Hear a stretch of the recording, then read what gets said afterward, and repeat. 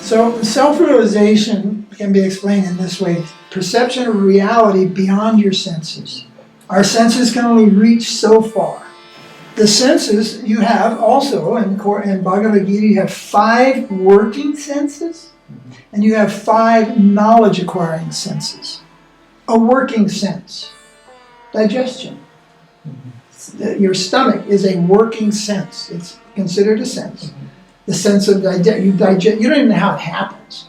It just works along and digests. And, oh, I got indigestion, or like, yeah, that was really good. I'm ready to eat some more. Right? Digestion. That's called a working sense.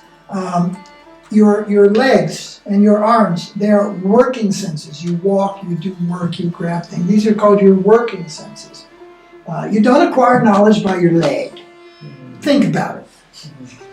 With your leg, you get yourself up the hill, and then with your eyes, you see, and you acquire knowledge of where that thing is. Not with your leg. Your leg just got you up there, where then you can see. So the eye is knowledge acquiring.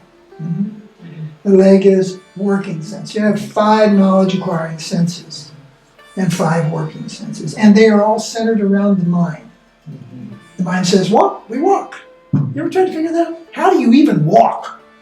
You just do it, right? If it's all going on, right? The leg is following the command of the mind. So, and you open the eyes. It's all these things, they're considered circling the mind. The mind is the sense within, the controller of all the others. The voice is also a working sense. También la voz. Hey, get off my foot! I express myself, right? I don't acquire knowledge by speaking. You acquire knowledge by observing with the eyes, but not by speaking. You acquire knowledge by feeling, ouch, that's hot. You acquired some knowledge. You see?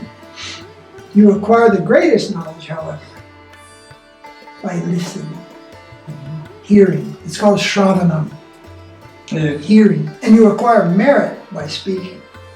If someone speaks the truth, you hear the truth, you acquire that knowledge, Atmagyan. Knowledge of eternal consciousness.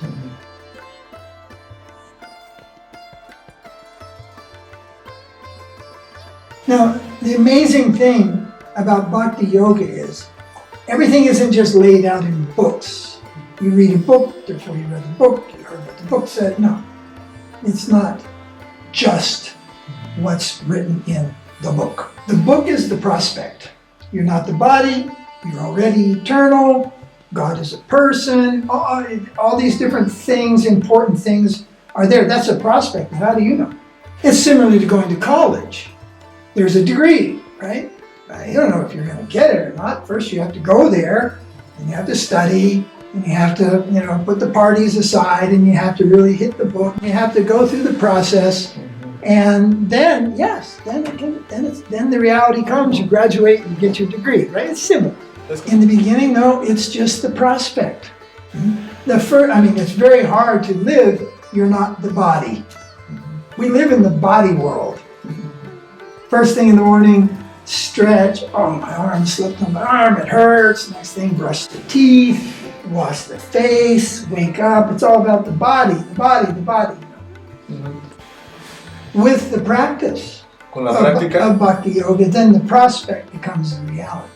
And somebody had to ask me, well, have you realized any of these things? You're not the body, or Krishna's God, or the Super Soul. Have you realized any of this? Oh, I would have to say yes. And without lying, or without exaggerating. And this morning I realized, oh my God, I've been doing this for 51 years. That's a long time. And believe me, if I wasn't getting it, I'd quit. Right? So first accept the prospect. And the second thing is learn to think. Learn to think deeply.